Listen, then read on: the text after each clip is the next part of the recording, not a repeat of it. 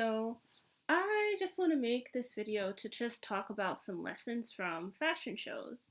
Um, I had made videos like doing one fashion show at a time, and hello, my name is Sankofa 2.3, and God willing, these videos will help propel me to the next level. And if you're here, you can be a part of this journey. And yeah, even though I will come from seriously adverse circumstances and circumstances that desire my failure, I ask if there's a higher entity that allows me to rise despite the oppressive forces and abusive forces that are around me.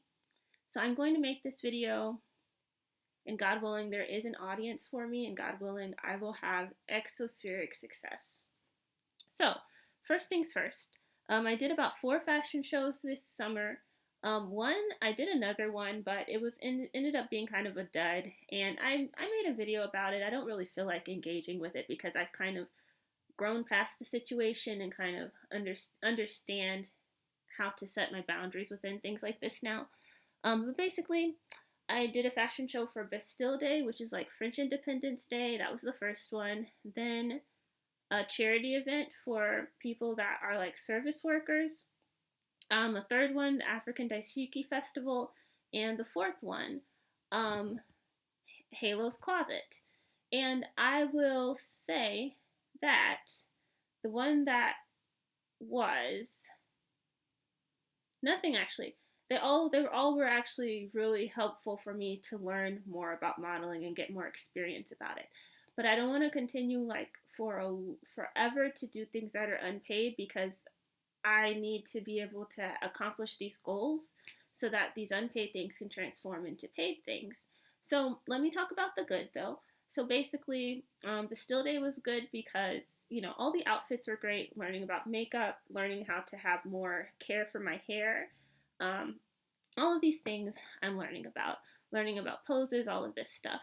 But I'll say like the more emotional things that were also lessons. So for the still day, that actually is helping me reconnect to my experiences in Georgia because it reminded me of the time of when I was 15. My French teacher helped me to get to France when my mom couldn't finish paying for a school trip for me to be able to go to France. And mind you, I see that one of the difficult things is that my mom never actually, we'll get to that another time. So basically, yeah. So I can't wait to be able to delve into the depths of who I am. All right, the next thing, um, the African Dashiki Fest. That was good because I'm starting to learn more about this Nigerian side of my heritage.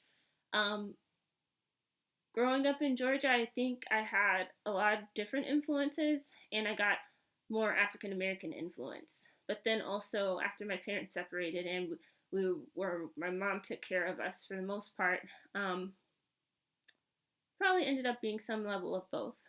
But basically, what I'm saying is, I also kind of had to be faced with the fact that I didn't have a cultural transference the way I saw these other girls have cultural transference from their girl parent, their girl slash woman parent. And that was painful to see when you see a mom give her daughter clothes from her culture to wear. I don't have Nigerian clothes from my mom's Igbo culture. I never had anything like that. Or being able to talk about the experience of an Igbo girl or woman. So when you can't have never talked about that experience, what that means is what has been transferred is the lack of articulation of a marginalized experience. What has been transferred is oppression. So having to articulate this or interpret this rather, and that was a class I took in college too, translation and interpretation, which I'll have to study language tonight as well. But basically, that was painful. Seeing girls who are younger than me be able to articulate their femininity within the aspect of their culture. That was very painful for me. Um, Not to mention a little girl, she had to have been less than 10 years old, talk about how an aunt had made something that she was wearing part of her outfit for her competition, the competition. And I didn't have an aunt to have that experience with, that level of closeness.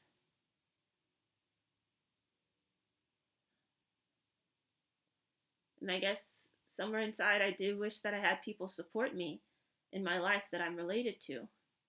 And so when you don't have that, what it shows is that there is an aspect of we want you to fail, or we don't care if you succeed. Then you add the gendered aspect. So it's an abusive system, is what I'm saying.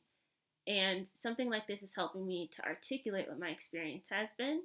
Not to mention also carrying African American heritage that I don't have the deepest connection with, even though only I live 2 hours away. We live 2 hours away.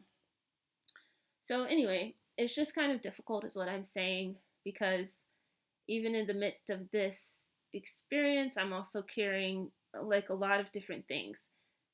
Within an African festival, I'm also a person that is carrying African American story as well. Within a feminine body that also doesn't have completely African American heritage, which is its own layer of marginalization. Okay, so Halo's Closet, the last one, was great because within this, I actually felt like I could get paid for this. And I connected with the organizers. They saw me. I know they cared deeply about me. So it's a blessing to find them. It was a blessing that they're my first fashion show I walked in, because it's like a God-centered approach. And the only way I think I have a chance of being both being the matrix that I am and both being free of its captivity is this higher source being. You know, I say Mother God, Father God, I have to make this entity applicable to somebody that has lived in a society that has oppressed her identity within having a vagina. So that's it. Those are the 4 shows that I did, and I hope that the next time I talk, it will be within the context of having things that are paid. And all right, let me go ahead and make the next video about patriarchy and childhood sexual abuse. All right, trigger warning.